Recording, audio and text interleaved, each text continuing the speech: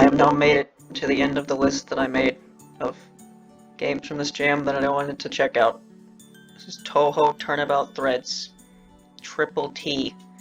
It's like Ace Attorney, but Joon is Edgeworth. That's the game's description. Never played an Ace Attorney game before, so hope this goes well. I hope I don't get stuck. This is credits. Yep. Settings. There's no music in this game, Lamau. So I will probably have to go back and edit in music later. Although it'll be different from what I normally do, because normally I just add music and when one track ends, let's add something else. But this is like a scene-based game. This is Ace Attorney, so I need to like keep that in mind. I don't know. Normally when I do that, I try to have music that's like fitting for the situation, and I would never, ever insert a song by a popular Swedish streamer that has to do with sexual intercourse in a popular game about blocks. Hum, hum, hum, hum. I turned the sound down a lot, so hopefully it's fine. Court record, history, escape, options. Options? Oh, it's so boring today. I get a break IRL, but nothing exciting's happening in here. Where's tab? Tab? There's no court record. That's history. Escape. Options. There aren't a whole lot of options there. Hey Rinnosuke, do you got any Kirby on that 3DS you got a while ago? Oh, what? Oh, you mean that little box that conjures worlds? I think I sold it yesterday. You did what? I didn't want anything to do with such a dangerously magical item. It's nothing like that. You see, the 3DS is a... Is that our target? Yep, seems that way. Got a lock on it ready? Yeah, trust me, I will not disappoint. Good. Now prepare to do it at 3. Got it. 1, 2. Let's go. Yeah. Wait, I haven't said 3 yet. Okay, guess I'm doing this too. Yeah. Ouchie, it hurts. Follow the script, ya Dumbo. Huh? What's happening? We're the 2 fairies of crafts, and we're here to... Ah, too fast, too fast. Ow, what's this thing above me? Ah!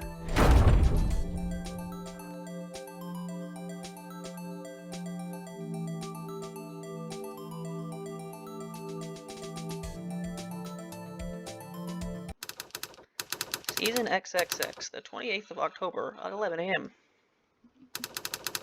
The Hakure's Rhine. It's another boring day. Let me check the donation box again. Maybe someone donated while I was asleep. Ons. Look at them.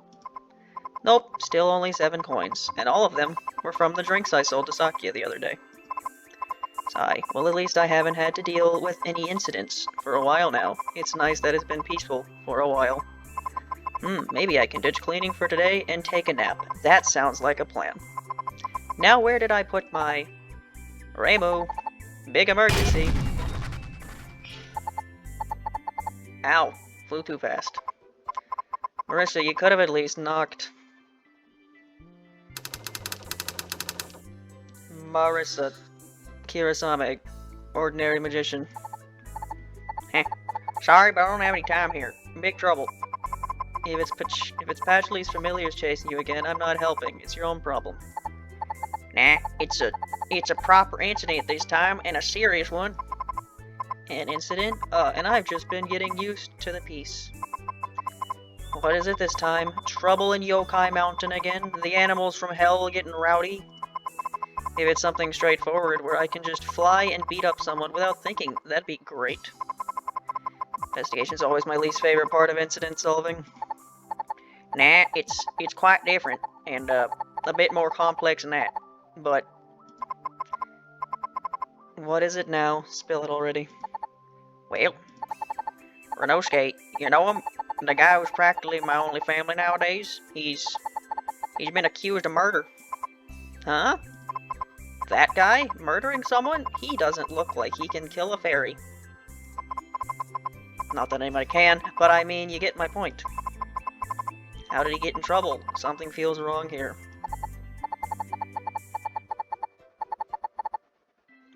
Apparently they found a body in his shop, hidden in a closet. Happened during the morning when he was setting up shop with Sumareko.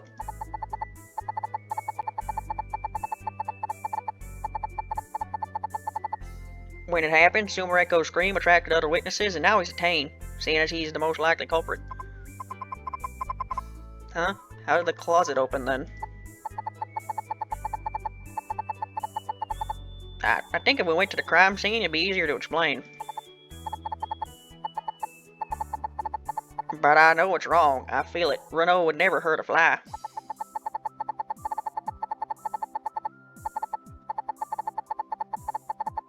I went to you because I trust your intuition can somehow reveal the truth. Please, help me investigate the truth of the matter.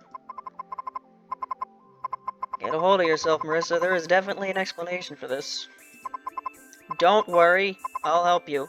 Now let's go. Season XXX, the 28th of October, 1 p.m. Corriendo. There's a microwave in the corner. Wrapping paper. A plant. A broom. A big broom. Like, as tall as a closet broom. So this is the crime scene, huh? So what actually happened here? How was the body discovered? What are civilians doing here? This is a prohibited area. Please back off. Oh, it's you. Reimu. Not surprising, I suppose.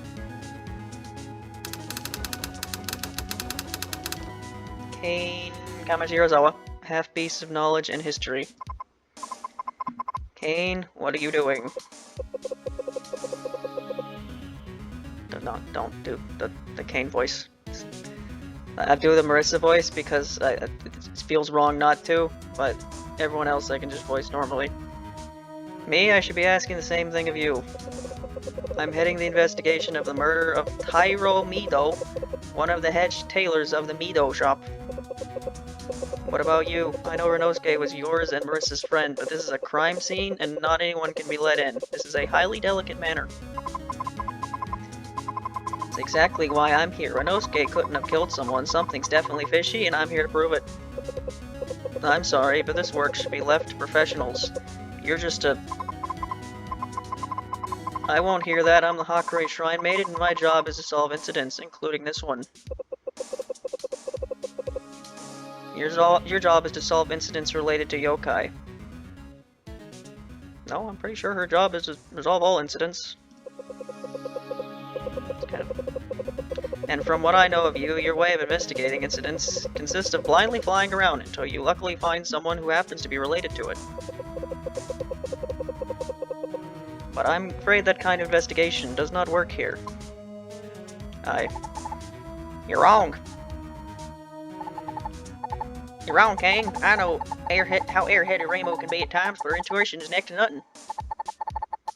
She's solved countless incidents by herself, and to count her out of this one would be plain idiotic. Plus, how do we know this incident isn't related to yokai? Rinnosuke himself is half yokai. Fine.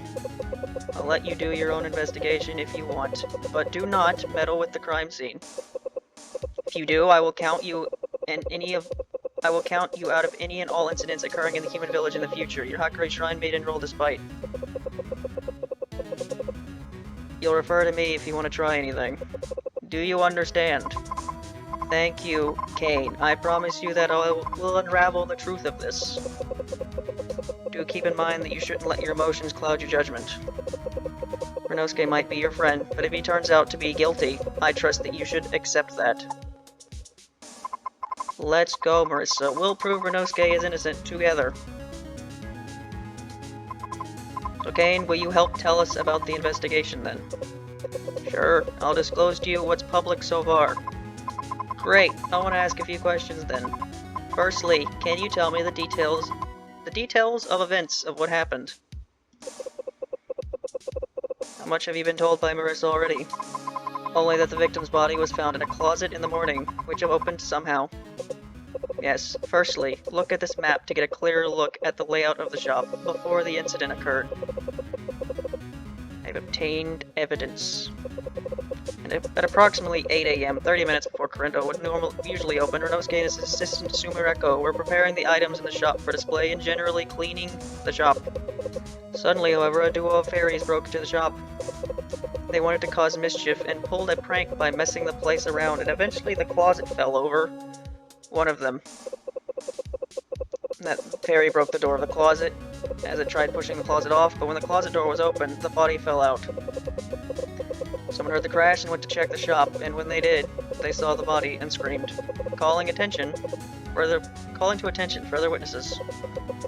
Tried to get a hold of the situation as fast as I could once I heard of it, and ordered everyone off as I began the investigation.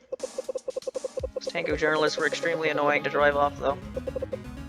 Naturally, as the body was found in his shop, our premier suspect was the owner of the shop himself, Rinnosuke. But why just Rinnosuke? Sumireko was there too, right? Not that I think she was the murderer. I thought that too, but that was quickly proven impossible. But a nearby associate of Ayante, a medical expert, was able to conduct an impromptu autopsy. She was able to determine that the body was likely killed last night, likely around the evening, as the body was still somewhat fresh. Further reports that the victim was still alive last night suggest this was the case. And as we have it, Sumireko has an alibi. She was supposedly sent away on errand when the murder likely happened. This is corroborated by people in the village seeing her delivering some goods. The body was sent to Ayante to conduct a further autopsy. It should be done by tomorrow. In the middle of court. What about Rinnosuke? What did he say he was doing last night? Does he have an alibi? Unfortunately, no. He was spending his time in the shop, which also doubles as his home, at night. He's a solitary person. Does he have many guests or even customers? Does not have many guests or customers, so nobody can attest to what he was doing that night. More unfortunately for him, the closet was locked with a lock that could only be opened with Korindo's master key, which he had in his person. The only thing we know for sure is the ledger confirming some transactions that were made during the day, but it is not very detailed due to the shop's unpopularity with customers. And there are only a few entries from the day of the murder on there. Safe to say that all the evidence points to him. Huh. What's that other key on the table? That's the key to Korindo, the main key to be exact. Rinnosuke keeps 2 keys around with him, a spare one and a main one, but I don't think the spare one is usually given to Sumireko nowadays. This one was found on his person, but we confiscated it for the time being. And what about the spare key? We haven't had enough time to find it yet. Our search of Sumireko revealed that she did not have it either. That sounds suspicious. Do not get any ideas in your head. We will find it in due time. Then to my next question, who is the victim? The name's Tairo Maido. He was a tailor who worked with his wife, Honda Maido, in a workshop named the Maido Shop. Since one of Rinnosuke's side gigs is tailoring clothes himself, the two had a kind of business rivalry, selling clothes to the people of the village. Is the Rinnosuke makes clothes thing, is that based on anything, or is that just something people started doing, and now it's just kind of a thing? So you're saying that Rinnosuke's supposed motive might have been business-orientated?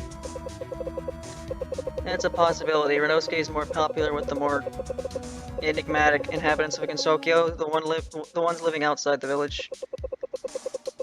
The remote location of his shop makes it easier for those kinds of people to visit.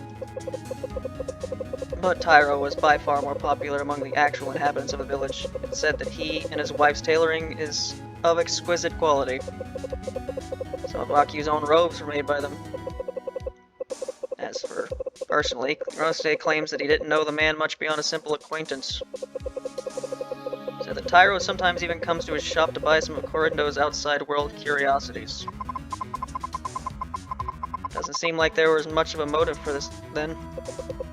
You think so, but you should never underestimate people's capacity to lie. Our interrogations of Rinnosuke and other people related to the case still aren't done, so more info is bound to be found. The other people. You think I can have an opportunity to talk to them myself? Sorry, I might allow you to investigate the scene itself, but with how prone to manipulate people are, I can't let you talk to anyone. What? But Rinnosuke and Sumereko are friends, and they must have essential info about the situation. Well, I suppose I can let you talk to Rinnosuke. For all the shock of this incident, he seemed to have recovered relatively quickly. He's been detained in the Hieda household. Because the human village doesn't actually have a proper jail. I can't let you talk to Sumereko, though. She's just a teenager, and witnessing a murdered body just like that made her mental situation less than well. Same goes for the others, especially the victim's wife, Honda. She must have had even more of a shock hearing the news. But how will we know what happened if we can't hear from them directly?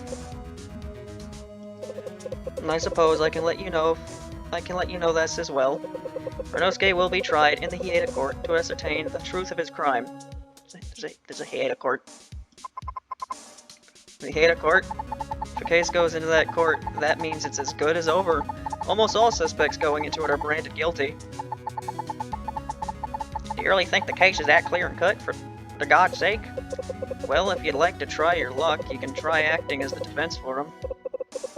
Most people lack the courage to experience to defend those tried at the Hieda court, so the defendant ends up defending himself. But if you believe in Rinnosuke that much, you may act in his stead. I will, and I will prove he's innocent. Good luck then. I hope for your sake that you can somehow turn it around, as unlikely as it may be. It's been 16 minutes already. This is going to be a very long video, isn't it? Can you believe her? Just because the body was found in his shop, locked by his key, died when he had no alibi, she concludes that he's the killer? She won't even let us talk to Sumereko. You're right, but I think I know something we can do. Huh? What is it? Could I change notes on the case? Huh? When did you... Shh. Don't let her hear you. I pickpocketed it while she was talking with you. I'll give it back to her later. Mostly got the info she just told you, but there is one interesting thing in here. What is it? The wife, apparently, she's still kept at the tailor's shop. We could maybe take a little detour there, get a little sneak peek at the info she has for us tomorrow. But won't there be people surrounding that house? Don't worry, I know my way better than anyone on how to break into or get a temporary guest ship into any building. Okay, but we gotta make it so we look all professional-like, so she doesn't get suspicious of it. Alright, let's go. Where did my note go? I put it in this pocket, didn't I? Maybe you're better off giving it back to her, discreetly, before she gets suspicious. On it.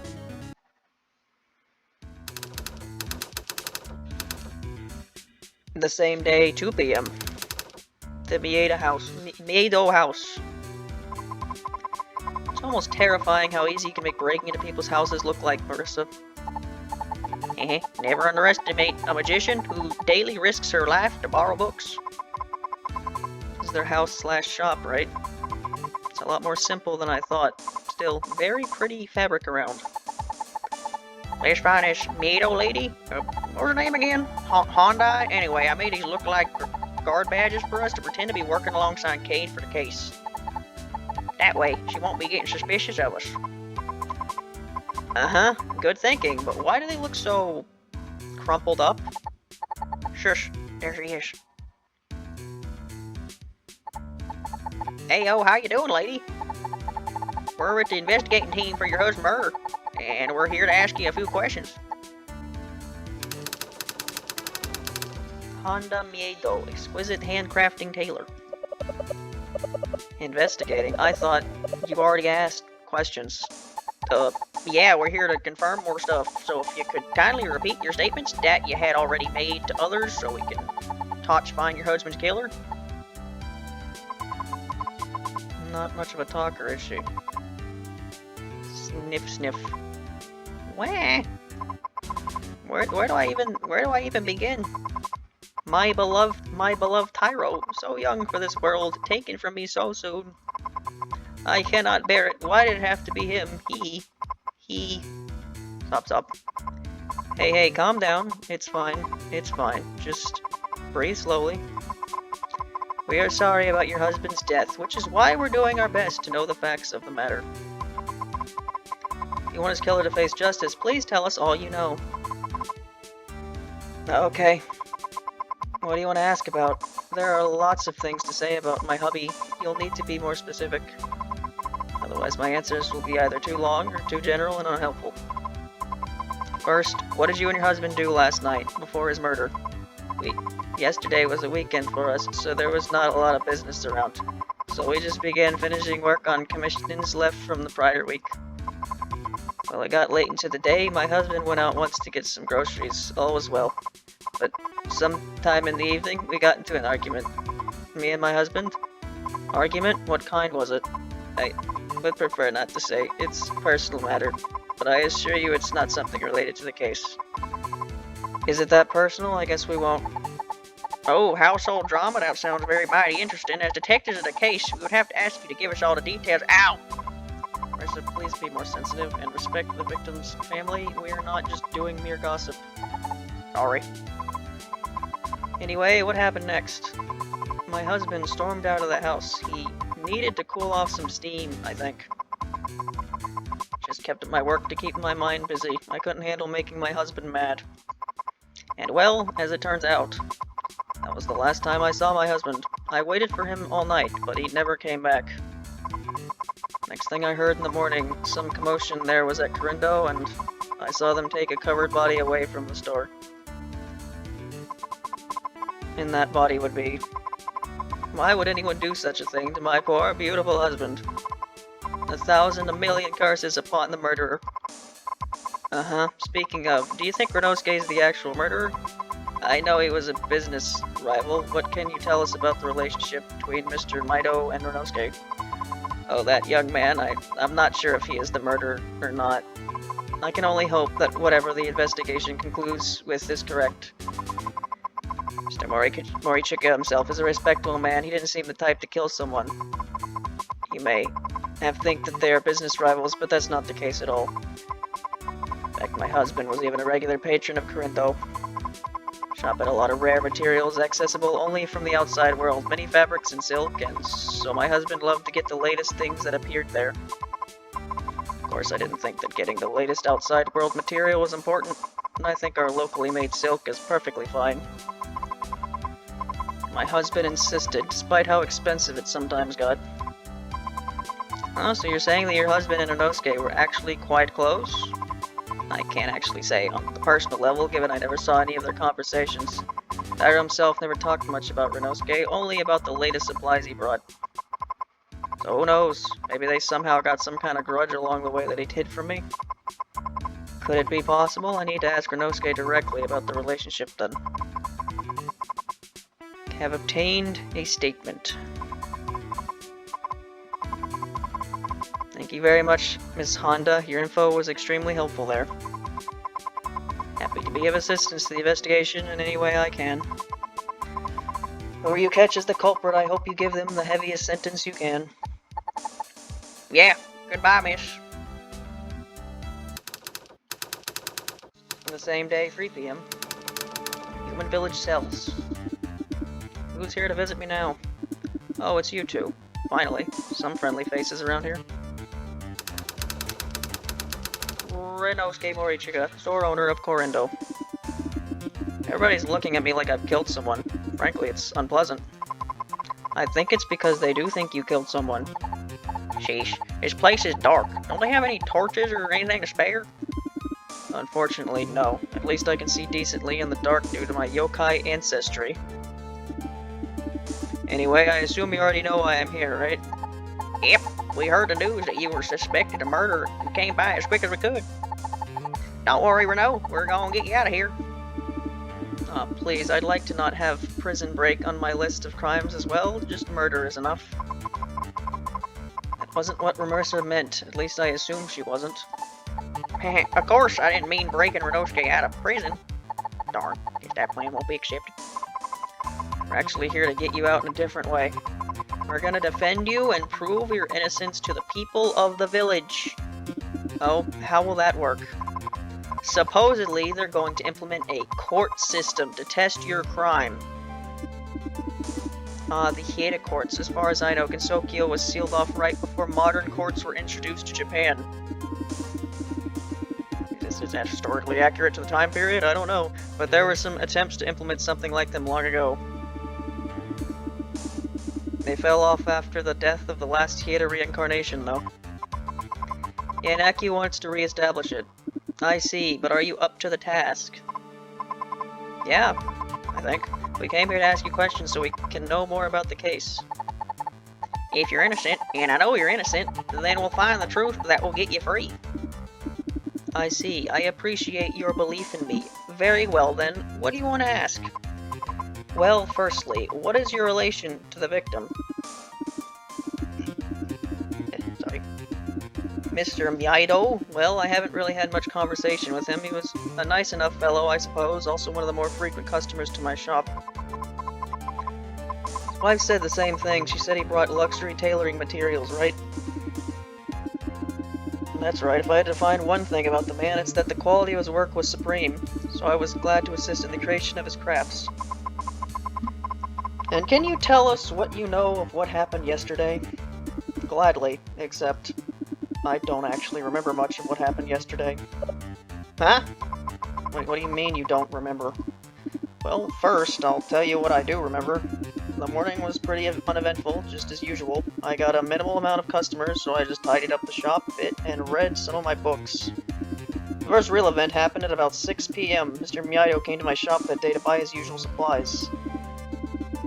Some kind of like graphical glitch happening down here, or am I losing it? Shortly after that, Sumireko entered at her usual time to do her part-time work here. I instructed her on some basic tasks and chatted with her a bit. Then I went to my room to do some more of my readings, but I don't know what happened after that.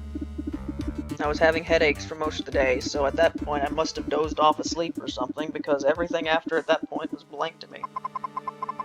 You mean you were unconscious on the day of the murder? Seems that way, yes. You're not lying, are you? Believe me, I'd be the first person to say anything that would help me get out of this mess. But I can't say what I don't know.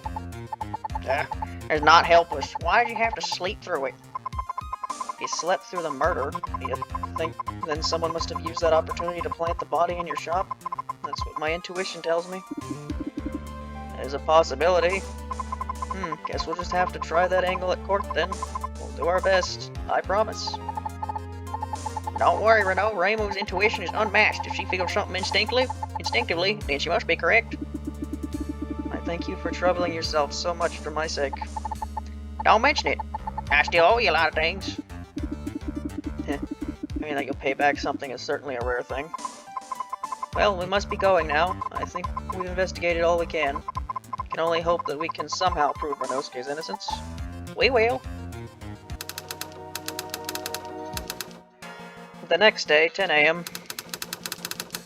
The Hieda Court antechamber. Antchamber. Chamber of ants. I am so nervous. The darkness of this place does not help at all. Seriously, do they not have any torches around here? I managed to talk with Rinnosuke and Mr. Miyaido's wife and got a decent bit of info, but I still don't feel like I have a full view of the case. Don't be like that, Reimu. Rinnosuke is innocent. As innocent as Patchley is generous to me. As innocent as Patchley is generous to me. Okay. I don't think I'd call Patchley's attitude towards you generous. Ah, Reno! You're here! Yes, I am truly sorry for putting you all in this situation. Don't be. I'm sure someone set you up for this. And we're gonna reveal the truth. Man, seeing Marisa only be like a head shorter than Rinnosuke. You're right. We just have to believe in your innocence. But is simple belief enough to get me out of this? I'll get by somehow. There are still a few odd things we found, after all. Thank you. I'll be putting my life in your hands today. Speaking of, how does this court thing even work? I've read a bit of it in novels, but... I'm supposed to be the defense, right? Isn't there a counter to that was something like an attack? Do we know who's heading the other side of the case? It's not Kane, is it? It ain't called attack, it's called prosecution. It's simple. The detective lays out the general info about the case. The prosecutor argues in favor of my guilt, while you argue in favor of my innocence. But, it ain't looking too good for us. From what I heard, the one heading the prosecution is a god. A god? What's a god got to do with this investigation? Beats me. But if someone like that is heading it, then people must really have faith in that Rinnosuke is guilty. I don't know much either, but I heard from the guards next to my cell that this prosecutor is supposedly very wealthy and shrewd-minded. Hisk, we'll just have to prove them wrong then. We'll make everyone have faith in Rinnosuke instead. The same day, 10 a.m. The Heda Court. There's a big old flower there. Look at it.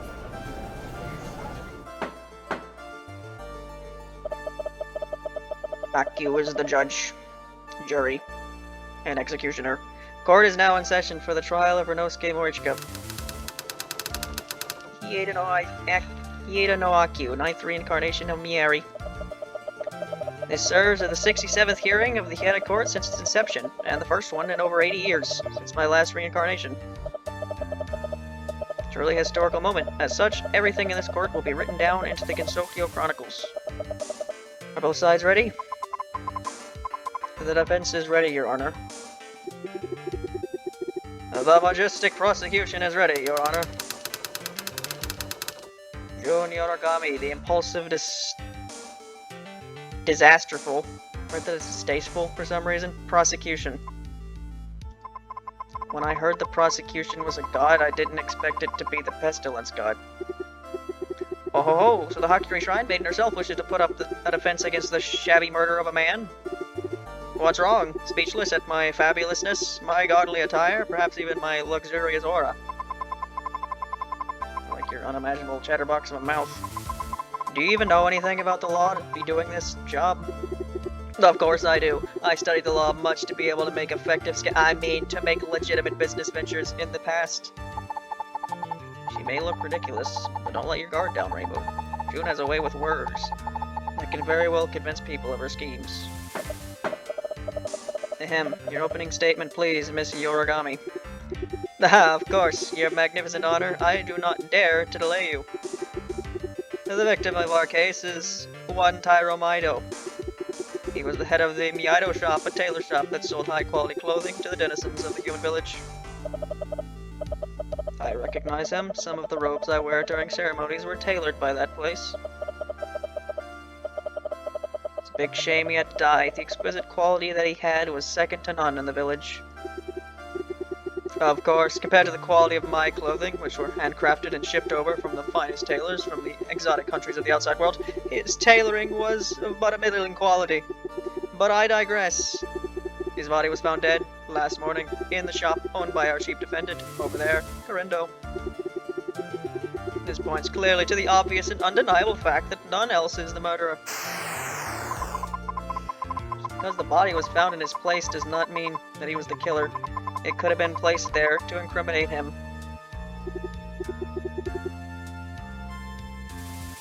Isn't the like Aya Ace Attorney games, right? Where every time you run you went objective, Aya screamed "Heidi!"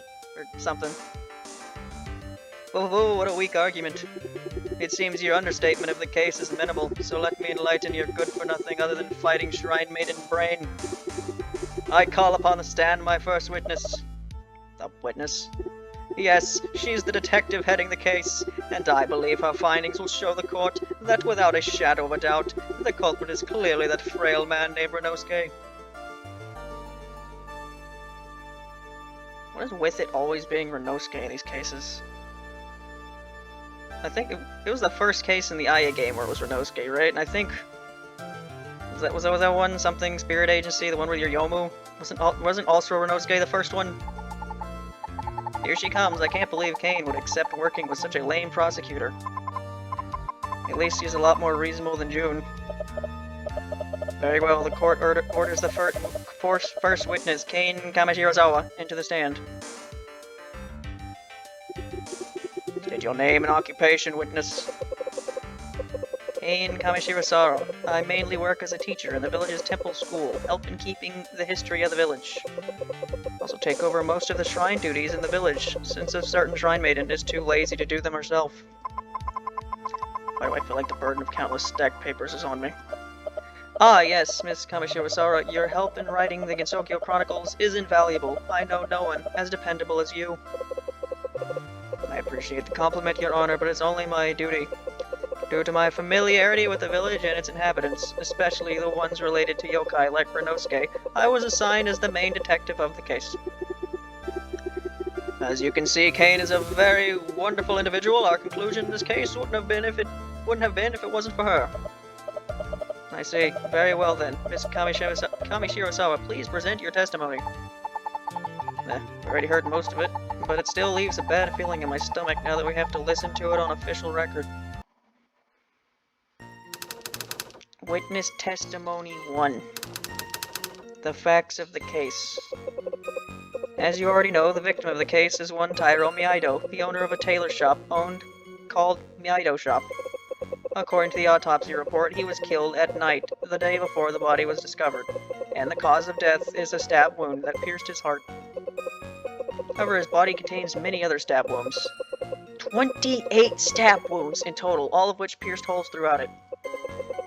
The weapon of the crime is suspected to be the Masamune katana, a treasured in Korindo's collection. Was it actually 28 stab wounds from Detroit? Was it? Of course, it's fully wiped clean as of now, but the stab wounds do track with the shape of the weapon. The body was found yesterday morning after a duo of fairies tried performing a prank on the place before it would be opened. The prank caused a lock closet in the shop to break, which revealed the body for all to see. As you can see, the monster in a man's flesh, named Moriksha, was not just satisfied with a single blow to kill his victim. 28 stab wounds. He didn't even leave the poor tailor a chance to beg for mercy. One must wonder what went on in the defendant's head at that moment. Was it anger? Hate? Stabbing him again and again? What more is there to say, Your Honor? The defendant might as well say I killed him, and be done with it. Not so fast, Miss Joon. The defense has the right to cross-examine the witness testimony. What good will that do? The air-headed shrine maiden can't differentiate gold from fool's gold. How is she to find anything in the respectable detective statement? But fine, let the defense try the charade. And one more thing about that sword. Is it with us here? Might be important to have on hand, just in case. Yes, it's within my guard's custody. You have guards? I will submit it alongside the autopsy report for you to see. You don't know how much I want to punch that prosecutor. Me too, Reimu, but we need to focus on Kane's statement first, and it does not look good for us. But 28 stab wounds? Rinnosuke, you would never do something like that. It is clearly bogus. Smash their statements now, Reimu. Yes, but one question. What is this cross-examination thing? You don't know? I thought you read mystery novels. They mostly screamed at each other until the truth revealed itself. It wasn't so formal as this. Okay, it's fine. I'll help you with it real quick then. A cross-examination is a defense's chance to turn the table on a prosecution. It's where we reveal the contradictions in a witness's testimony. And how do we do that? It's simple. You just ask the witness to repeat their testimony, and the two main things you can do during it are: 1. You can press on any of her statements, ask her for more info, more detail. Sometimes you can get some valuable info. You always want to press on as many statements as you can. There is absolutely no penalty to it. 2. You can present a piece of evidence on any of these statements. This is where the tricky part is. You gotta look carefully on the contents of each statement and cross it with the evidence you have on hand. You find one statement that contradicts some info in one of the pieces of evidence, and bingo, you scored a contradiction, and you get to rub it in the prosecutor's face. That seems like a plan, but nothing in her testimony seems like it has an obvious contradiction. Well, just look carefully. There's bound to be something we can do here.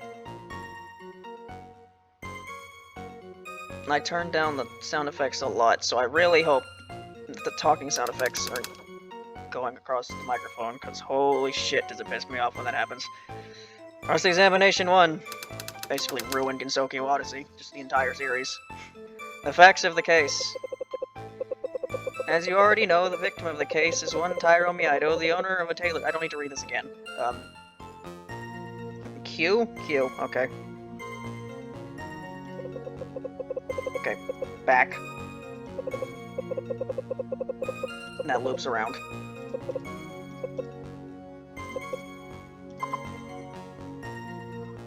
No, I didn't know the murder was this brutal. I didn't mean to do that. I'm afraid of seeing what the actual body might have looked like now. This only reinforces my belief in Rinnosuke. He would never do such a barbaric thing to someone. Come on, Reimu. Let's find that contradiction. Remember, try to find an inconsistency between the evidence and the statements. And present that evidence as the wrong statement. Right. Okay, press Q. Q.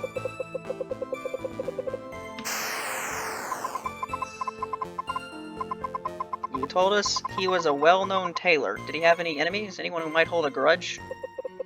Not to our knowledge, he was well-liked in the village. His business was doing well, and he was married for quite a while. So what makes this so shocking? Precisely, so what else could have done it except someone living on the outskirts of the village? Someone dealing in strange artifacts and doesn't commingle with the village community. Tick. You're pointing fingers before we even have the facts. Hey, Reimu, what if someone was trying to steal stuff from his house and led him here to kill him so he'd have free reign to steal what he could from the tailor shop? Unfortunately, there was no sign of a break-in either Correndo nor the tailor shop. The man's wife was at his home the entire time, and she reported no one coming home that night. How tragic. She must have been worried sick waiting for her husband to come home. Yet he never did, only to find out later he's been murdered by some shady peddler. I can only sympathize with her. Like I told you, the murderer hasn't been established yet. But still, no known motive. What could have been? He was killed at midnight, the day before the body was discovered. The cause of death is a stab wound that pierced his heart. Okay. Do we know where the victim was before night? Fortunately, the last thing we know of is his wife's statement that he had gone out that night. Everyone in the village goes to sleep early. No reason to stay awake that late at night, especially in the streets. What would someone even do staying awake that late? Sit on their bed for 3 hours, moving their fingers through a brick? So you're saying that we don't have anyone who saw his path to the shop?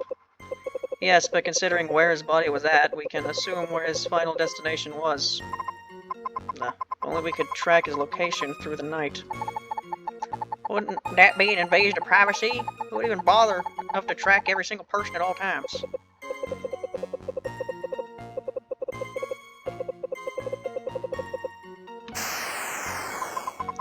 Stab wounds. Isn't that a bit much? Why would someone go that far if they can kill someone with just one stab? Maybe 2 at most. That's what we'd like to know from the defendant. Of course, he denies it, but it must have been only blind rage and frenzied rage. Blind and frenzied rage. The man was bleeding, begging for mercy, and the defendant stabbed him again and again and again. I know he killed him, so why doesn't he just say it? I killed him. Is it that hard to say? Just say you killed him. Just say it. Sorry, I don't know what went over me. Weird. Anyway, this proves the ferocious nature of the defendant. Another likely explanation is the culprit might have tried desecrating the victim's body beyond recognition to make it harder to track. Of course, that must have needed more than a day's work to be done properly, so the body was stored until it could be disposed of properly. Something wrong, Marisa? 28 stab wounds. Rinnosuke would never do such a thing. Something's definitely fishy here. He's a Masumane katana treasured in Correndo's collection. Masumane katana. What's that? It's an ancient 13th century katana created by a legendary blacksmith of the same name. However, most of his weapons were lost to time, which might explain how it got into Gensokyo and into Mr. Morika's collection. But why would he keep such a thing? Isn't it clear? The moment he got the sword in his collection, he was planning this murder. I can feel it in my bones. My godly bones. Stronger than human bones, don't you know? Now that's just slander. Rinno's only a collector of things. Rare stuff like that sword to be shot for by anyone in his profession. In any case, the katana was found stored in a glass case within the shop. Of course, it's fully clean as of now, but the stab wounds do track with the shape of the weapon. What do you mean by saying it's fully wiped clean? The sword shows signs of being recently cleaned. Even in its case, it would have signs of collecting dust if it was otherwise unused. As you can see, this clearly points to the sword as being the weapon of murder. As far as I know, despite the defendant being a collector of things, he doesn't actually spend all that much time cleaning them. The sword was the only thing clean as part of his collection. I think even you should know what that implies. Ugh, shouldn't have asked. Now it only makes Rinnosuke even more suspicious. Body was found yesterday morning after a duo of fairies tried performing a prank on the place before it would be opened. Why would the fairies have chosen to do a prank on the shop on that specific day, and that specific time, in that specific part of the country? The reason why is irrelevant to the case. What's important is that the fairies happened to do it, which fortunately revealed the ugliness of the defendant. If you're thinking the fairies might have done it deliberately, save it for yourself. Fairies are not smart enough to plan a murder that meticulously. Besides, they can't even hold the sword. But objection sustained. The reason for the prank is not relevant to the current questioning. Ugh, how was the judge convinced by that sly beast? Excuse me, what did you just say? I will have you know that any slander upon my name or nature is grounds for a lawsuit. Never mind, it was nothing. Prank caused a locked closet in the shop to break. How was the closet broken? One of the fairies flew into it and collided with the closet, which caused it to fall over her. Yikes, that must have hurt. I'll have it be known that fairies are creatures of nature, and so no matter how much you hurt them, they will continue to live. You needn't worry about any injuries caused to her. Even continuous beatings won't put them down. I know from experience. Akio? What do you mean by that? Also, like, not being able to die doesn't imply not pain. You very much feel pain. She probably even deserved it for the countless mischief she must have been causing throughout her life.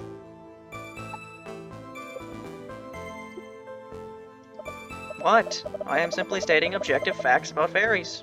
I did not know Aki was this prejudiced against fairies. Anyway, excusing your honors, factoids about fairies. When the closet fell upon the fairy, she broke through the door to get out, and out of it was revealed the body, which promptly caused those inside the shop, including the fairies, to scream, which eventually brought it into attention. Ugh, I didn't know the murder was this brutal. Afraid of seeing what the actual body might look like now. It only reinforces my belief in Rinnosuke. He would never do such a barbaric thing to someone. Come on, Reimu, let's find that contradiction. Remember, try to find an inconsistency between the evidence and the statements, and present that evidence to the wrong statement. Right. Okay, so I have to do something now. Gohei, this is Gohei is proof of my occupation as shrine maid. It's my main way of threatening people. Use arrows to move. Okay. A map of Krindo before the incident. It shows the body as the red dot in the closet. Rinnosuke and Sumeriko are the blue and purple circles, while the fairies are the small circles in the window. A ledger that contains the most recent transaction made at Krindo. 2 AM, Sage outfit fixes commission. Gap-free transport, 600 yen. 3 PM, sold a plastic block with a glass screen. A crate of other dimensions, 20 yen. 6 PM, sold red flowers and dyes, 45 yen. Krindo key, Krindo's main key, found at Rinnosuke's person after a murder was discovered. Honda statement. Krindo had a lot of rare materials accessible only from the outside world, many fabrics and silks and such, and so my husband loved to get the latest things that appeared there.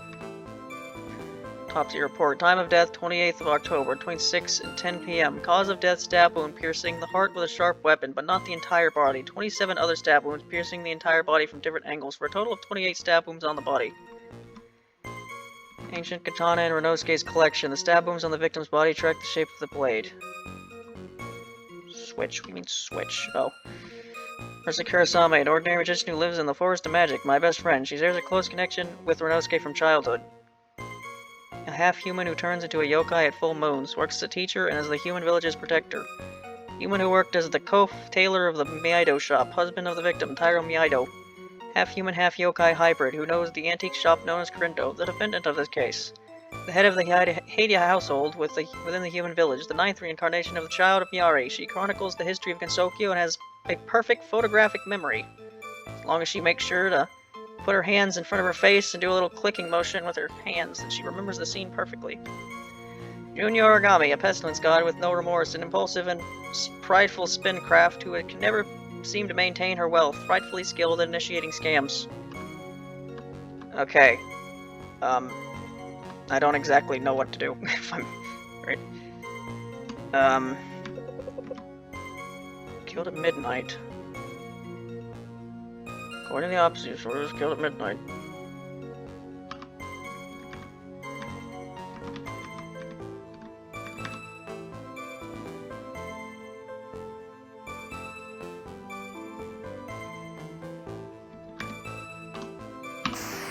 No, it wasn't. What is this evidence supposed to say, Miss Reimu? If you look between it and the statement, you'll see that, bluffing now, are we? Just give up. Hey, Reimu, are you sure this is correct? Not really. The defense will refrain from presenting fluff evidence.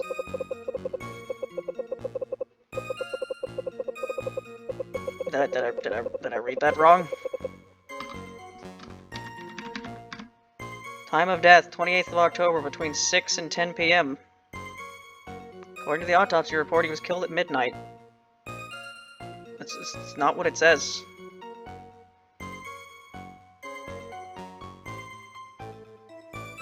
Between 6 and 10 p.m.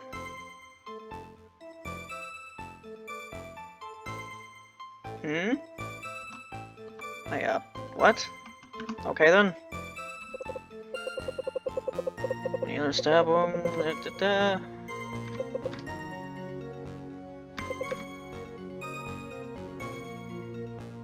Do they?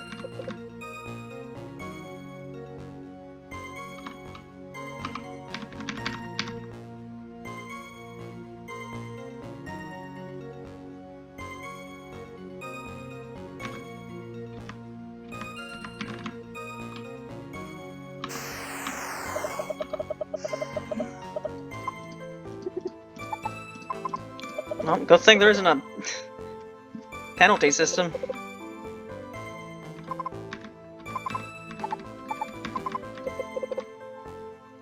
Am I really gonna have to, like, spam evidence on the very first piece of evidence in the entire game? I don't know why this would have a contradiction. That's just a statement of fact. Killed at midnight, the day before the body was discovered, and the cause of his death is stab wound that pierced his heart.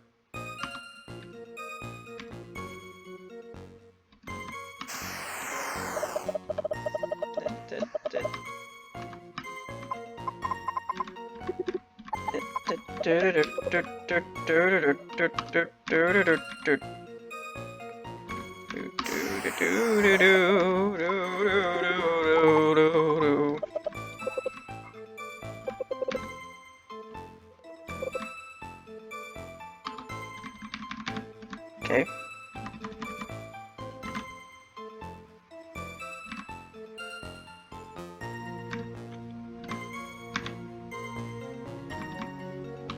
Alright, so there's nothing here, I guess.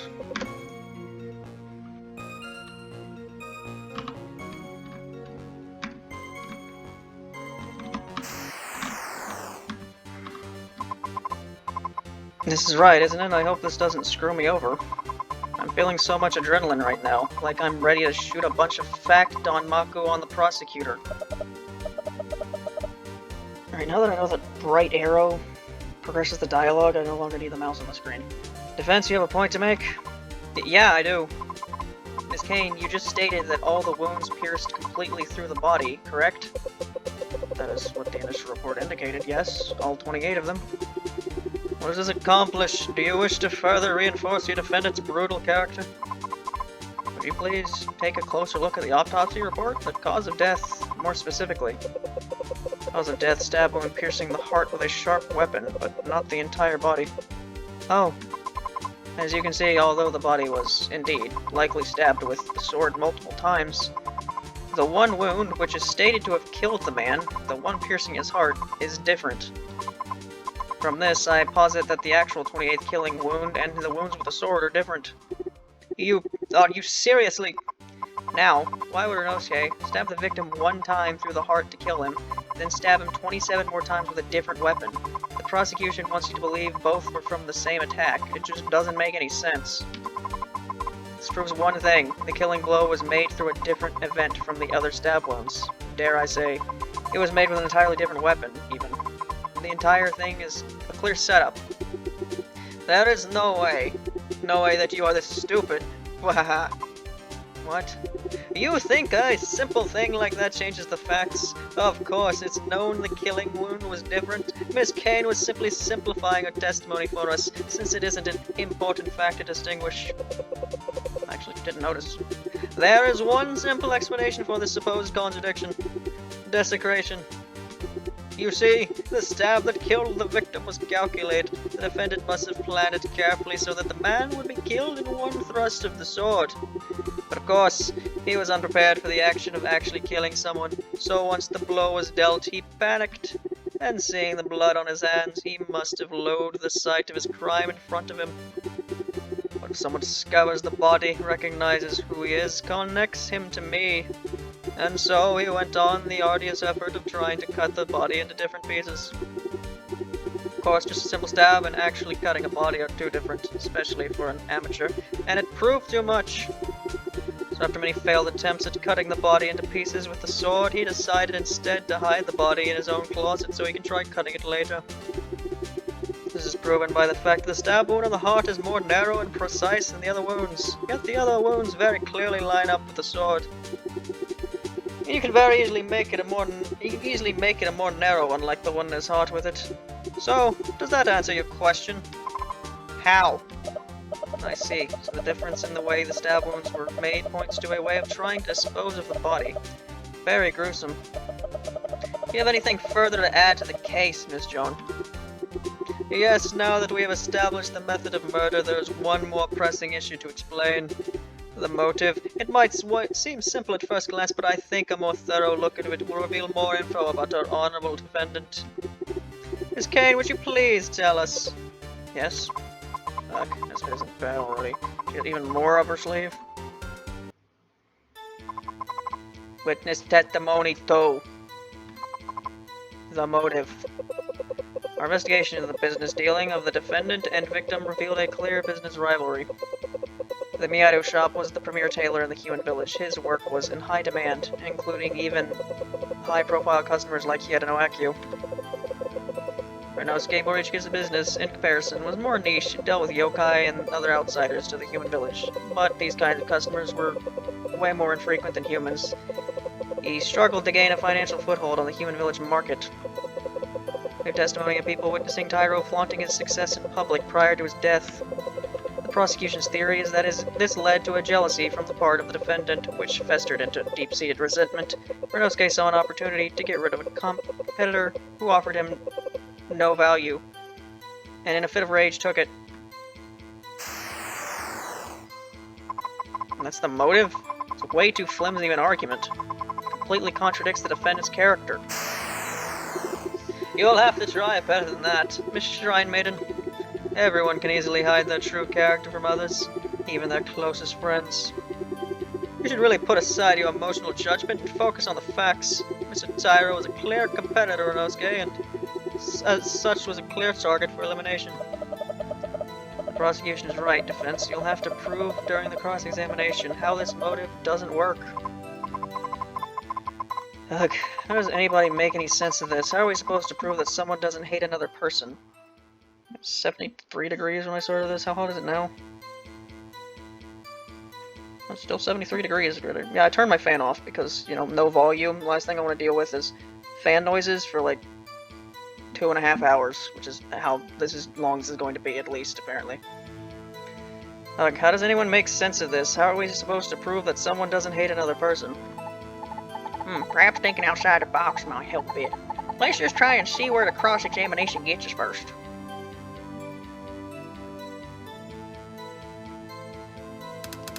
Cross-examination 2.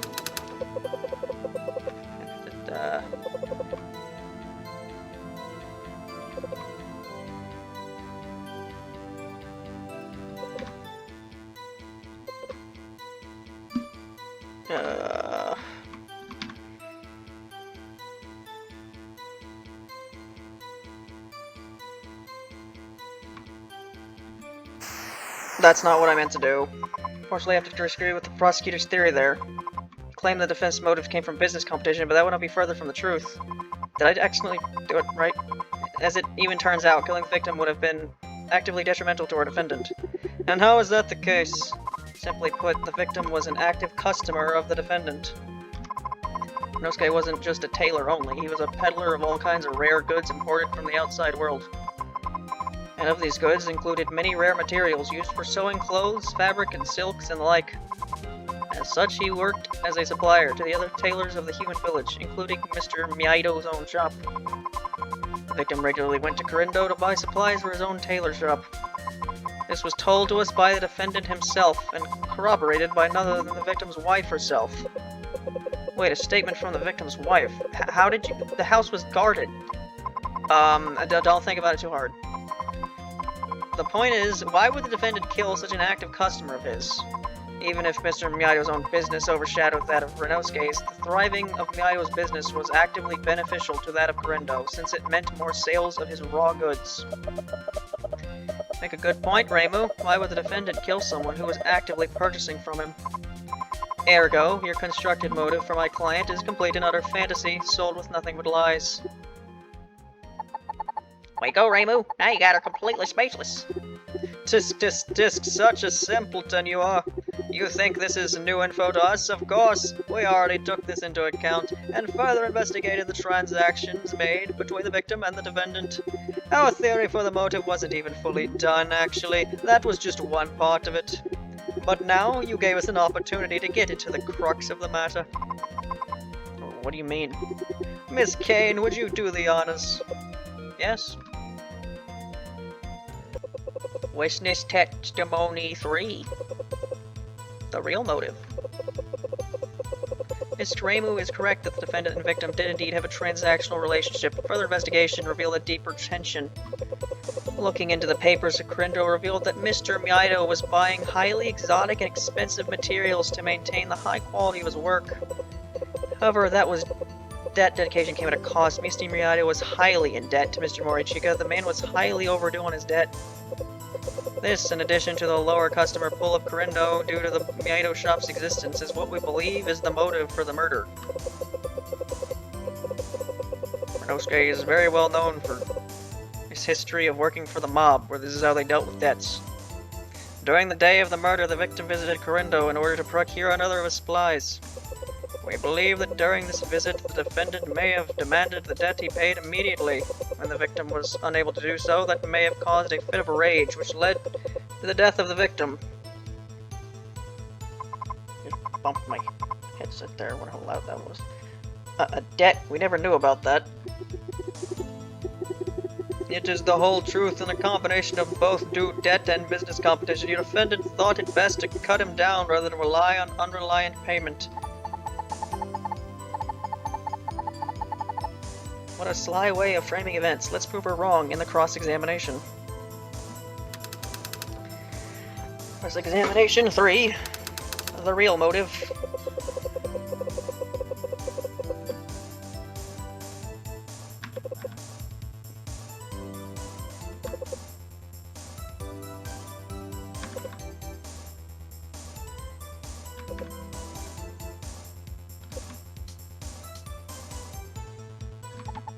So this time, the theory is pivoted into assuming Rinnosuke killed someone over debt. Yes, we need to prove that that isn't the case. Let's review the facts of our own investigation. Maybe we'll find something to counter that. Okay, what do I have?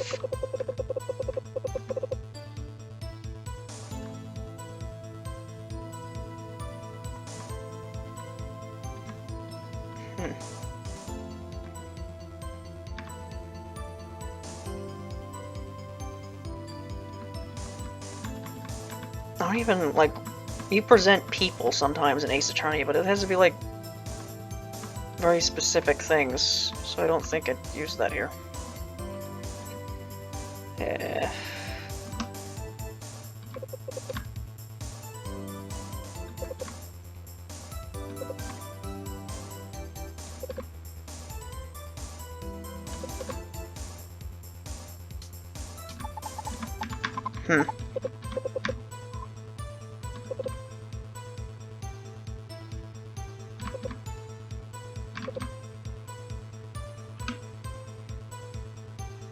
Uh,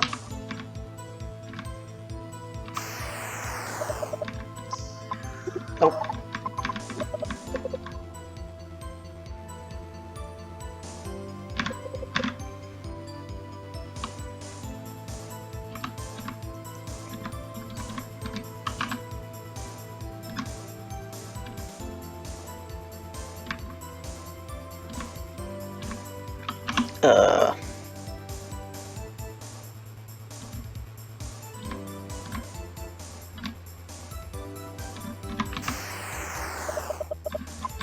I don't know. I do not know.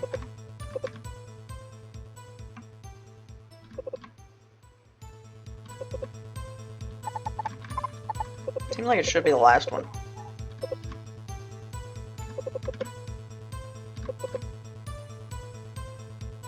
Okay, we believe that during this is the last one. It may have demanded that it be paid immediately when the victim was unable to do so.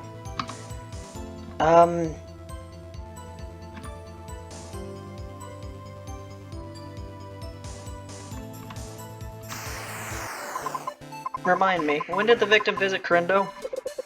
Sometime in the evening. If we had to put a specific time, it would be after 5 p.m. And what is your point? I gotta say, you can weave up a fanciful tale, Joon. But your theory is just plain wrong. There's a page of Rinnosuke's ledger, taken from the day of the murder.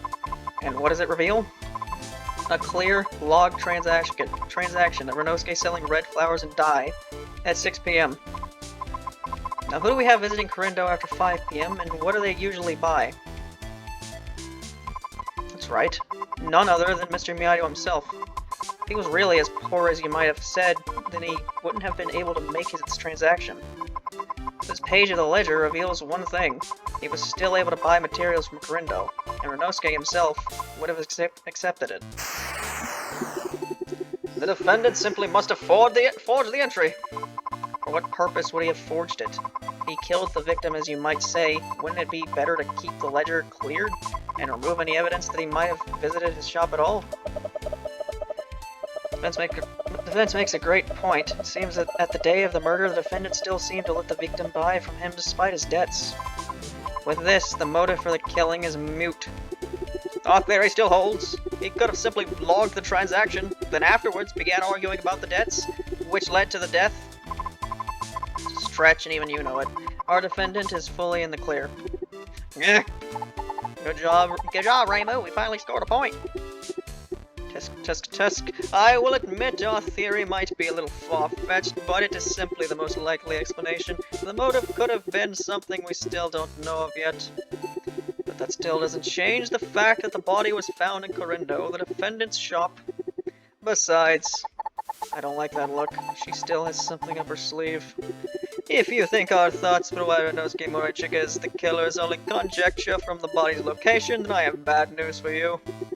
We have a witness who can exquisitely reveal the truth for us, someone who saw the killer during their act.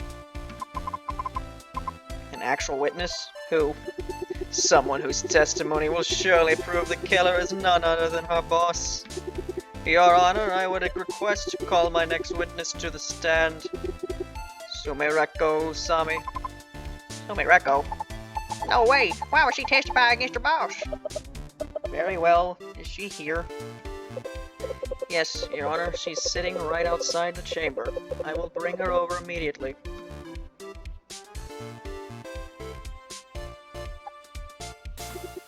Name and occupation, please. Sumireko Usami, I am a high school girl from the outside world, but I work as a part-timer in Korondo under Rinnosuke. A part-timer dream traveling schoolgirl. Sumireko, why are you here? I'm sorry. I had to give my viewpoint, and it just happened to...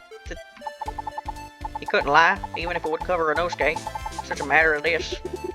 As it happened, the schoolgirl's testimony implicates your man in a big manner. Please, Reimu-chi, you'll save Rinnosuke, right? I know Rinnosuke didn't do anything, but what I saw... It's fine, Sumireko, I know you only mean well. In fact, I think so long as you tell me the truth, I think it'll somehow lead to his innocence. So don't hold back, tell us everything you know. I think you'll come to regret those words. Make you eat those words. No, please, witness, please tell us about what you saw 2 days ago on the day of the murder. Witness testimony 4. What I saw. So, I clocked in for my shift yesterday at, I don't know, 7-ish p.m., obviously. Rinnosuke had me doing the usual boring stuff, sorting through a new crate of pre-owned electronics, mostly just a bunch of old phones with cracked screens and like a million different charger cables. Rinnosuke was holed up in his room the whole time, probably reading some boring old book, so I didn't actually see him for hours.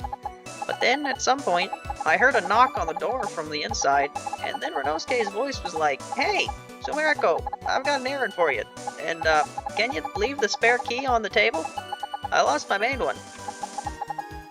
As for the errand, he slipped me this whole note with a bunch of places that I gotta deliver packages to. I had to go all around Rinnosuke, like a personal go taxi and all that. It was a long autopsy, Sumireko. So, during one of the trips between places from the forest of magic back to the human village, I went by Korindo to save time, and I caught a look at Rinnosuke.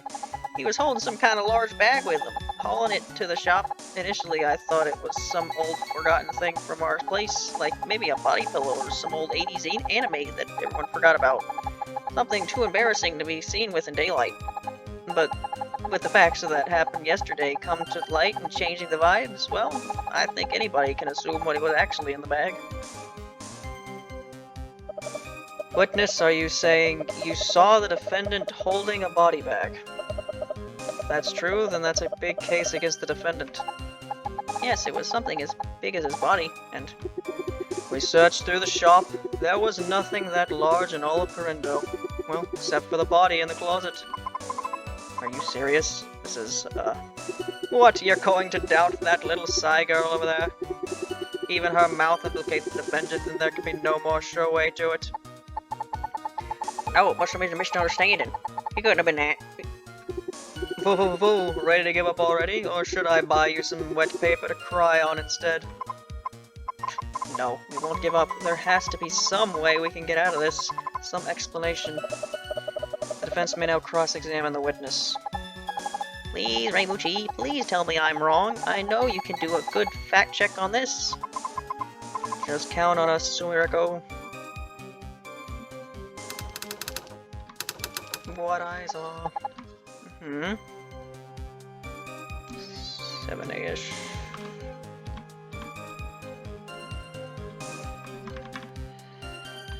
Why is it so long, Sumireko?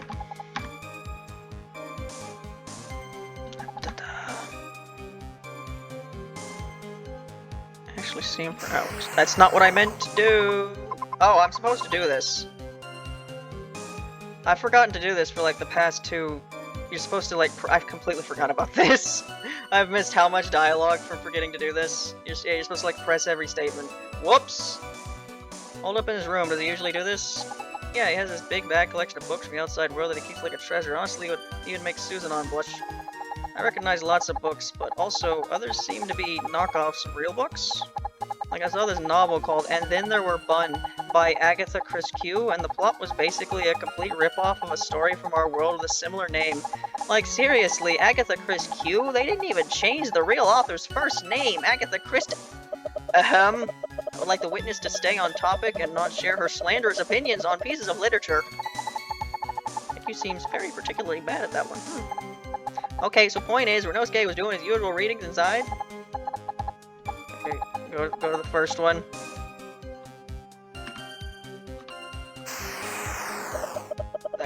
I didn't mean that was the wrong button. Locked in, chef, yes. Q, there's a button. Why did I press this?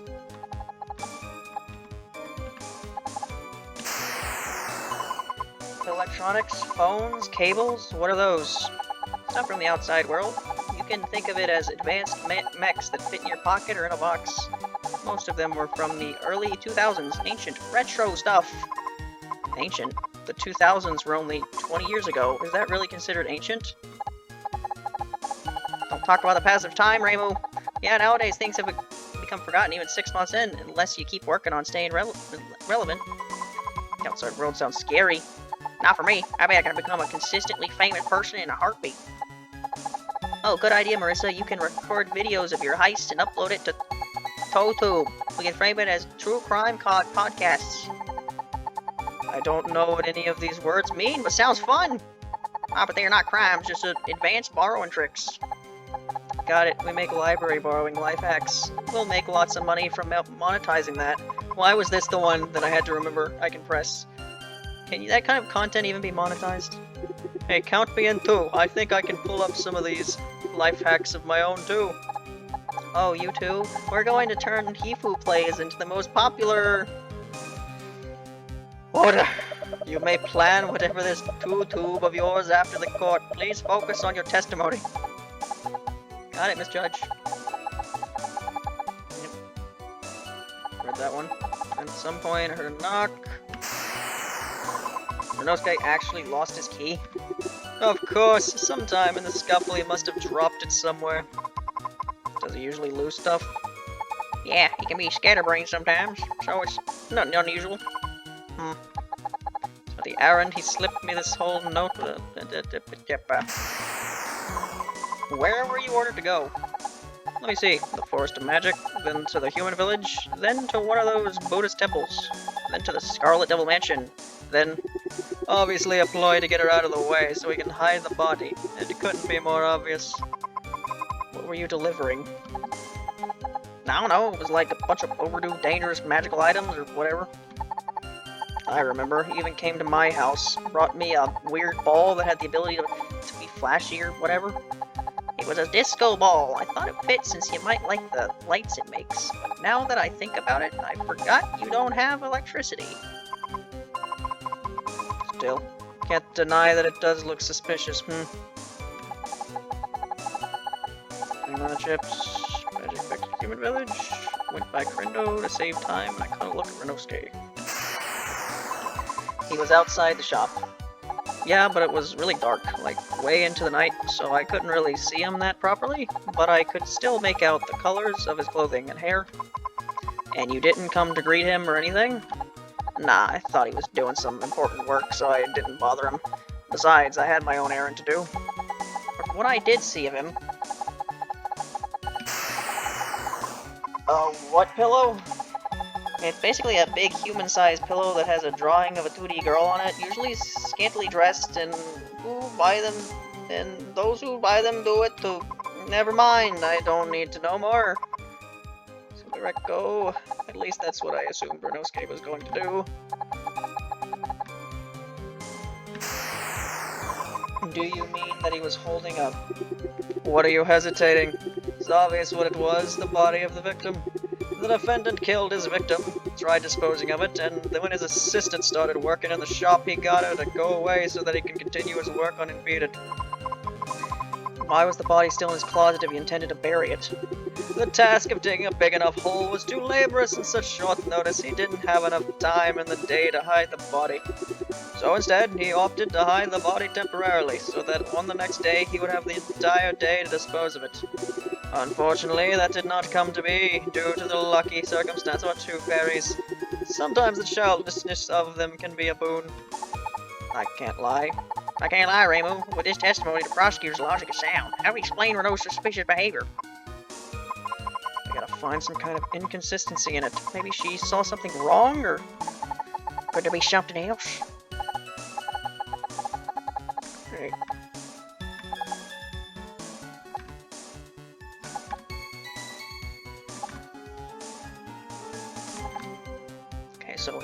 probably this, something.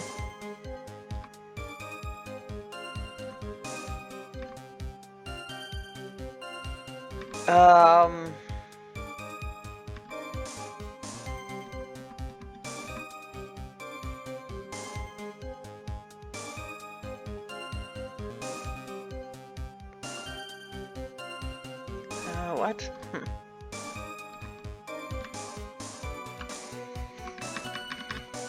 Teenage human from the outside world who been traveling in Tokyo in her dreams. She works part-time at Krendo.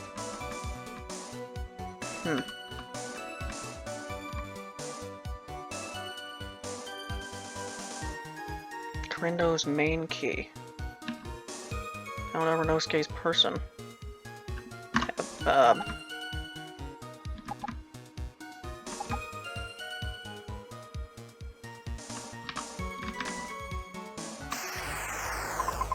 This is a small thing, but it could be the key to unraveling all of this. Pun not intended. Strong defense. Do you have something to say? Here it goes. Mr. Sami, you said that the defendant lost his main store key, so he had to ask you for a spare, correct?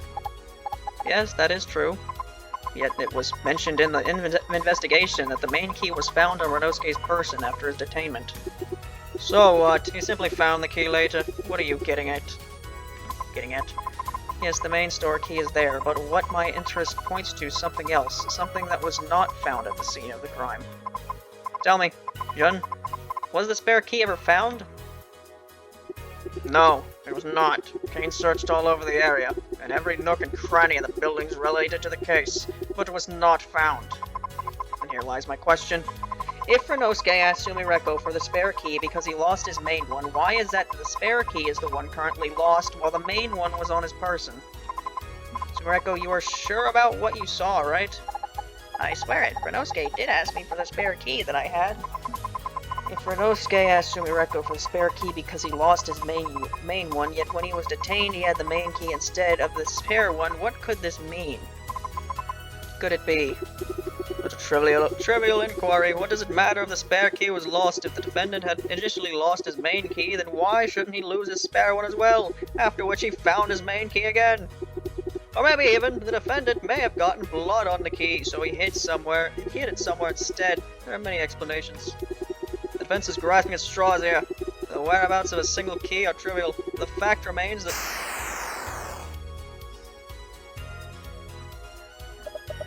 What is the meaning of this? You have already left the stand, Miss Kane.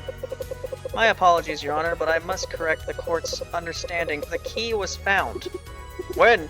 Where? Why was I not informed of this? The discovery was made moments ago, while I was off the stand. As the fairies were being brought into the courthouse as potential witnesses, they were subjected to a standard search. One of them was found to be carrying a strange key. And I had just confirmed it. It is the spare key to Krendo. Yes, this is our chance. Thank you, Kane. So what? It's just a key. No, it's not just a key. This revelation could unlock the entire case. Your Honor, I'd like to request the two fairies be brought to the stand. They have nothing to do with this. They were still the ones who revealed the body. Just for that, they are important, even if not for the key. The defense is right. These fairies' testimony could shed more insight on the case. Am I really gonna go back and edit music onto this? I don't know if I will. This is really long. Fine, but I hope you're prepared to deal with these baffling buffoons. Miss Kane, are they ready to be brought in? A massive file when this gets all edited together. Yes, they are waiting just outside the room. Although it's a still game with pictures, normally when there's like, it's not a game with a bunch of bullets on the screen, which tends to make a bigger file because of like pixel rates or something. I don't know how file conversion works. Very well then, we'll take a recess before resuming the hearing. I don't know what this will mean, but thank you, Reimu. I hope this will somehow prove Rinnosuke's innocence. It was your testimony that revealed it. Thank you, Sumireko. I wonder how much longer this is. If there's a lot longer, this might actually be longer than the Kokoro game that was like 2.5 hours long. Or maybe this is near the end. I don't know. I think I remembered saying something about there being multiple cases, and that was just one. I don't know. Maybe I read that wrong. Finally a break. This has been the most mentally draining task I've ever done. I wish I could just take Joon outside and exterminate her like normal. But you still did great, Reimu. I know getting you for your intuition was the right call. I myself do appreciate your fervent defense of me, both. Ah, Rinno, it's good to see you again. Tell me again, what was the last thing you remember on the day of the murder?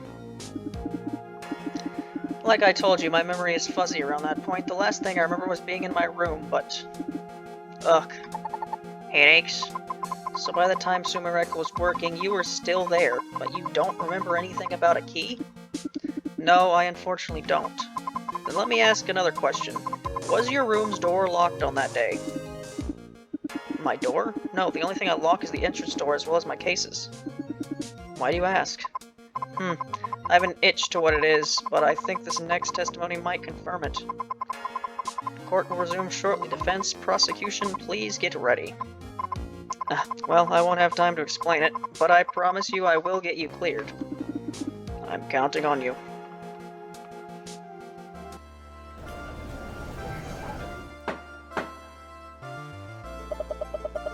The court hereby reconvenes. Please call your next witness to the stand. Of course, Your Honor. I don't have any Phoenix Wright music to put here. Maybe I can download some and put it in the background. Witnesses, your name and occupation, please. Of course.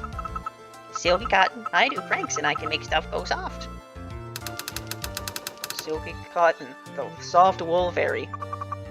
Seam Fiber, I do pranks and I can put stuff together. Seam Fiber, the Mechi Patchwork Fairy. And they call us the Two Fairies of Crafts. We can soften up any obstacle. To us, nothing is impossible. Create any tool for the need, so that we can always succeed. Make all kinds of distractions, so we can go in without any attraction. Also create the best pranks to our satisfaction. If fairies are like manifestations of nature itself, does that mean that Mother Nature's ultimate goal is the pranking of its inhabitants that rely on it for survival? Is there something deeper to this meaning, to where the very thing we need to survive is also likes annoying the shit out of us for its own amusement? What does it mean? And what exactly are your powers? Oh, I'll answer. I can make anything go fleesh, so touching it feels all good and cozy. Our house is just a tree, but with my power, it's as good as a 5-star hotel. And how exactly does it help with making pranks? It makes it so when we break our hands doing stuff, it isn't as painful as it could be. Of course, hard stuff is still just as hard, only the texture will feel different. Yikes, so they sleep on straight up wood that just feels like wool? My turn now, my turn. I can make any two things connect together. Patch them up, make them stick. Our bed is just a bunch of rocks and sticks, but with my power, it's as perfectly made as a kingly bed. The living situation is worse than just sleeping on wood, huh? At least this power seems a little more useful. I'm under the impression that when fairies' houses are made, that all the beds and stuff just kind of appear out of nowhere, because that's what happened to the 3 fairies, right? You don't expect him to believe that any of those 3 actually made their own beds or any of their furniture, right? Now, witness, would you please testify to what... Hey! What? Aren't you gonna ask me how my powers help in pranks? Aha, Silky, seems they like my power better. Nuh-uh, my power is better. Nuh-uh, my power is... Shut up! Ah! Sham, this lady is scary, please protect me. Your name is Sham, like the Delta Run. Hey, can't you soften her up with your power? My power doesn't work on people, only objects. I'll ask this only once, or I will put a curse on you that will make you wish your only worries were sleeping on rocks and sticks. Give us your testimony about the day of the murder and how you got that key. Eek! Sham, what does that scary drill lady mean? I think she's talking about that break, the one where you find the sleepy human in the closet. Ah, that one. Eek, it was so scary. But Silky, it was also our most successful prank yet. See, all this stuff, it's because of our prank. Oh, really? Then she must want to hear of our success. That's right, she must be a fan. May the witnesses please do as they are told. If you do not give your testimony immediately, we might have to resort to correctionary effort. Ah! It's her! The demon in purple! The half-mortal! The deathless! The fairy eater! Say that one again? We promise we'll testify to everything we know. Just please don't hurt us again. Good. Tame those two with a single sentence. Is there some history we don't know about Aku and these fairies? Jeez, even I'm starting to feel bad for him. Witness testimony 5. So right, this is the 5th one. I just remembered I can press on the 4th one. So it was the 2nd and 3rd one where I skipped who knows how much dialogue. The prank of the century. So we were flying around trying to find some fun things to do. But then we found this really cool looking building. But looking inside, it looked so quiet and boring. It needed some livening up. While we were trying to scout around the place, planning what prank we could do, we found it. The key! It was left all in mud on the ground. So dirty. So we took it. We figured out it unlocked the door. But with the door just unlocked like that, it wouldn't be fun to just walk in without effort. So we made up a plan. First, Silky would soften up the windows so they could be real soft to touch. Then Sean would patch up some sticks from the ground that we can use to smash the window. We charged right in, broke the window with Silky's power. It didn't even scratch us. You should have seen the surprise on the humans' faces. But we flew too far, too fast. I fell into the ground, but I accidentally made the ground too smooth and slid straight from the window right into the closet. Being in the closet wasn't too bad, because once again, I made it smooth. Smooth as my brain. But when Silky got out of there, a big sleeping human was suddenly facing us. He was filled with holes and red stuff. It was so scary. We screamed, then the girl screamed, then lots of people came into the store and we didn't know what to do.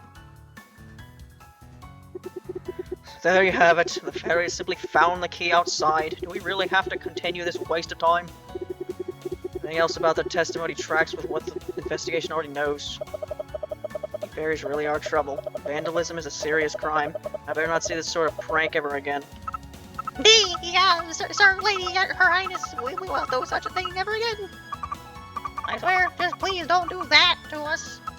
We heard the stories. Anything but that. Again, what sort of history does Aku have with these fairies? Well, have you ever read the Gensokyo Chronicle? Yes, but only once, when Aki first showed the initial draft when she was young. Some of the things she writes about those fairies are, you can read them later. Is it really that bad? Anyway, we gotta focus on the testimony. It seems very normal. Well, as normal as fairies' testimonies can be. Looks that way. But look at how they twitch. They're definitely hiding something. You think so? Then I better wrangle it out of them. Even Aki's death stare doesn't make them reveal it, then it must be something serious.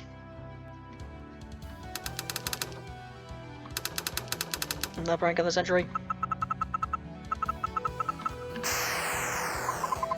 You just happened to fly around in the area where Corindo was. Yep, we live in the Forest of Magic, which isn't too far from the store, I think. Huh? I'm surprised you know your directions. Silky is the dumb one. I have to drag her around places all the time, else she will get lost. Hey, I'm not dumb. You're dumb. No, you're dumb. Hot arguing with a kettle on which is more black.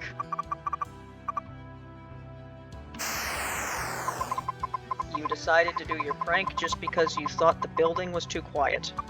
Yeah, nobody was talking. Just the old man reading his book and the lady holding boxes around. Nobody was even playing hide and seek. How can anyone stand that kind of place? Alright, so you can't press in the middle of conversation. That's a thing in some Ace Attorney games where you have to press, and then in the extra dialogue you get, you present evidence there. I don't think you can do that here because I don't appear to be able to present evidence during mid-dialogue. Well, I can think of at least one thing that was playing hide. Huh? Who was it? The body with the holes, you dumbo. Hey, I'm not dumb. You're dumb. No, you're dumb. Sometimes you might want to just leave people be. Not everybody wants to play all the time. What? How can someone not want to play all the time? We were doing the grumpy shopkeeper a favor by making the place more fun.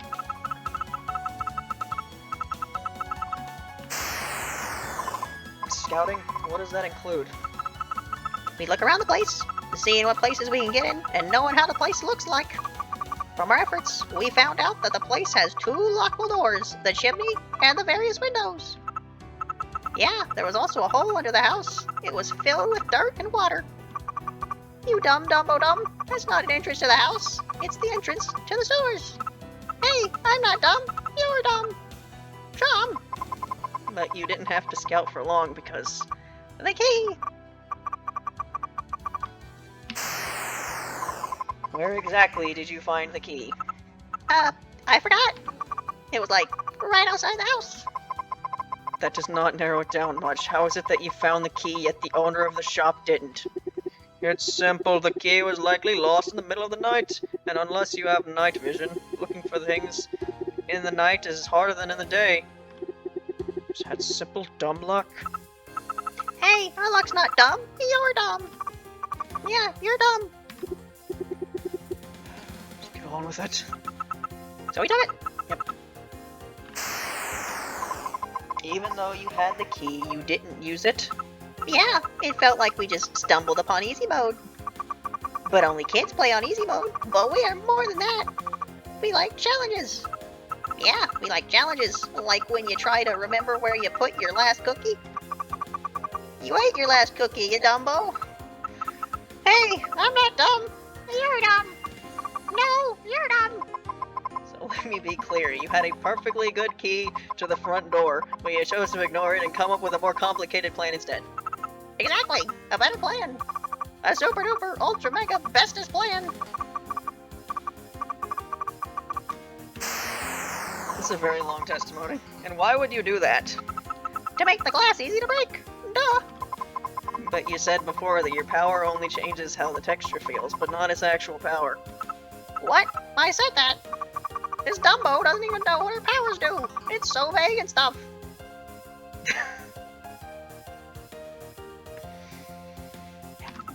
Hey, I'm not dumb. You're dumb. As if you know any better how to use your power. I do. Remember the time when I made that really jump rope that all the other fairies slipped on?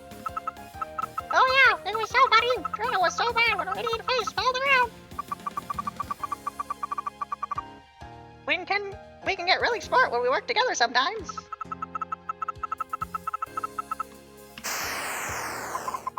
Yet you did not actually use those sticks and didn't see anything about it from the investigation.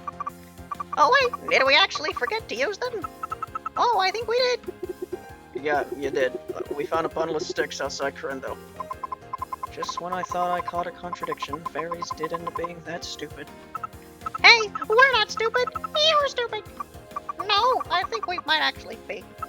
Shock! Shock! Well, it was more fun going in without the sticks anyway.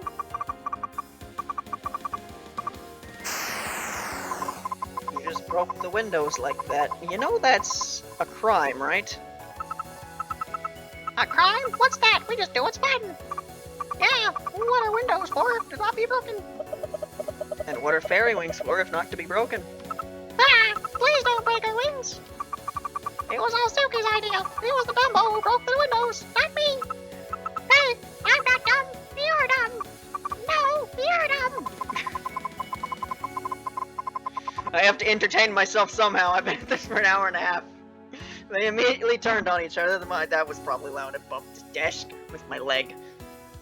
They immediately turned on each other the moment Aki threatened them.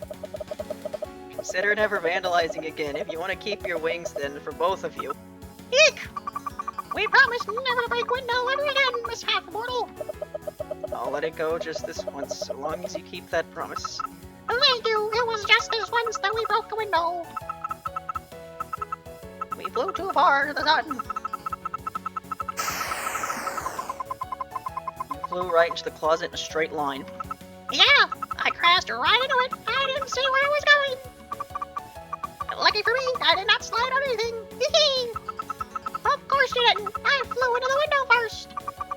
Maybe if you looked at where you were going first. Where was I going? Are you dumb? You know what our plan was. It was to... Hey, I'm not dumb. You're dumb.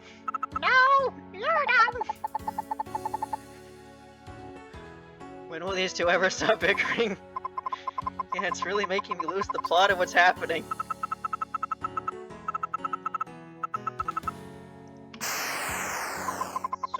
aren't hurt from crashing into the closet?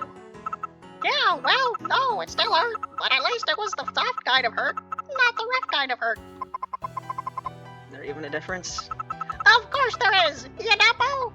Hey, I'm not dumb. You're dumb. No, you're dumb! Wait, why am I even taking the fairy's accusation of intelligence seriously? These two really are smoothing my brain.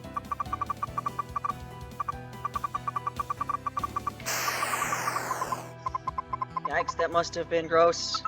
It was! We never want to see anything later then! We screamed, and then the girl screamed, and then lots of people came into the store and we didn't know what to do! But that's what made this play so successful for us. It caused such a huge commotion. Yeah, everybody looked so dumb when they came into the store. Yeah, whoever was keeping that human there must have been dumb to be uncovered by us. I agree, the defendant must have been a big dumbo to be uncovered by such stupid fairies. Hey, Rinnosuke's not dumb. You're dumb! No, you're dumb. I didn't reinstate this court for it to be a kangaroo court. Their testimony is less helpful than I thought. Still, there's gotta be something there. They are hiding something. They're fairies. Point out something small and they'll blabber about everything by mistake. Okay.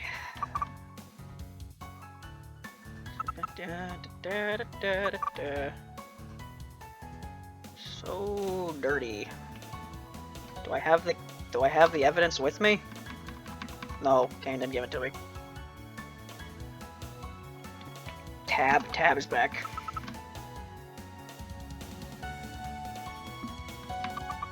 So we made up a plan. Broke the window.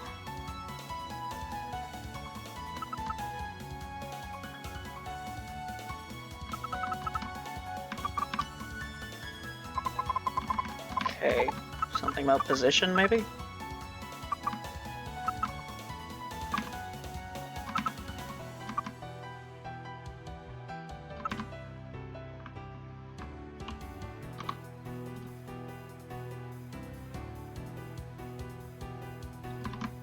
Duh. Either you're extremely bad at direction, you probably are, or you're lying. Eh? What am I lying about? Yeah, Silky may be dumb, but she isn't a liar. I'm not dumb. You're not. It doesn't matter which one of you is dumb if you are bad at lying. How are we lying? Prove it or we'll prank you too, Red Lady. We'll take prank you too, Red Lady. Probably stop trying to read this as it's going. I'm trying to like predict where it goes sometimes, and I was very much wrong there. I was expecting, We'll prank you till you're red in the face or something. something that's not what's going. Paranoid that the voice, the sound effect will probably bounce off the microphones. I'm trying to read at the same time. That seemed to help a bit doing in Tokyo Odyssey. I don't know, it's only been like a year and a half since that happened, so. Here is a map of Karindo recreated from before your prank. In this map, the closet where the body was found is denoted in red. What's peculiar about it is its location. It's very far back in the corner of the shop, obscured by the table and in between multiple other shelves. Sliding on the ground in a straight is obviously impossible from here. The only thing you can hit are the table and other shelves. But even if we assume you took some turns that you forgot about, do you seriously want us to believe you slid in a straight line, took 2 turns at exactly the corner of the room, and hit the exact closet where the dead body in the shop was? We got lucky. Extremely lucky. That is way too improbable. There is no way you would accidentally crash into the closet like that, which leaves one other explanation intact. You were aiming deliberately for the closet. You're accusing these simple-minded fairies of a complex conspiracy based on geometry. They are creatures of chaos and impulse. Their entire existence is a series of improbable events. So they took a wild, chaotic path through the shop. Is it really so hard to believe that in their panic and excitement, they bounced off a shelf, ricocheted off a table, and tumbled headfirst into the one closet you find suspicious? Is it the most fairy-like thing I've ever heard? The defense is simply bluffing to get time. Yeah, I ricocheted. Whatever that word means. He's turning into chicken voice. Yeah, we were definitely not aiming for the closet. I mean, why would we aim for a closet that has a holy person in it? Jesus himself, he was in the closet. Yeah, the mess. Romeo told me about that guy once. Yeah, the masked somebody told us it would have lots of jelly instead. The what? Silky, you dumbo! What? What did you just say? Ah, I don't think I said anything. That was just, she meant she saw a person in her dreams telling her there was a jelly in that closet. Yes, that's all. Alright, well that doesn't really help, because someone telling you in the dreams could also be a suspect. You two? Do you seriously think I'll believe that? Who is this masked somebody that you speak of? Or would you prefer seeing what I can do to someone who lies in my court? Ah, no, we'll talk. We'll talk. Anything but that, please. Spare us. Then you better speak, and do not you dare lie in my court again. Eek, yes. We will tell the whole truth now. In reality, the plan to prank the building wasn't ours. While we were flying around and happened to be near the place, a masked rogue person suddenly stood in front of us and stopped us. They asked us if we were feeling bored and wanted to do something fun. They got us right on. We were bored. There was nothing happening at all in the forest. So they told us something like, see that Rinnosuke building over there? It's a prime place for doing a prank. Yeah, but in particular they told us that one of the closets in the shop held lots of jelly and other treasures hidden inside it. Silky is bad at counting, but I remember exactly the position of the closet where they told it. So when we began planning our prank, I directed Silky towards that closet myself. Oh no, the treasure was going to turn out to be a holy person. We were tricked. We were also told to never reveal that somebody else had told us about the prank, that if we took the credit for the prank ourselves, we would become famous. Masky said that, but they also had a really scary voice when they told us not to reveal it. If I become credited for the prank myself instead, I'll turn you to dust for making me associate with you. So do not say anything to me. Got it? I know what I turn to dust, but turning to dust is way preferable than what half-mortal lady can do. As for the key, well, it was me who took it. When Masky was telling us all about the prank, I noticed that shiny thing on their pocket and secretly stole it. They didn't even notice a thing. Imagine how the look on their face must have been when they found out he was missing. I was surprised when I found out about it. For once, Silky did a good and funny thing by herself. Hey, what do you mean by that? Are you calling me dumb? No, for once I'll call you smart for this. Do you know what all this info you revealed means? Huh?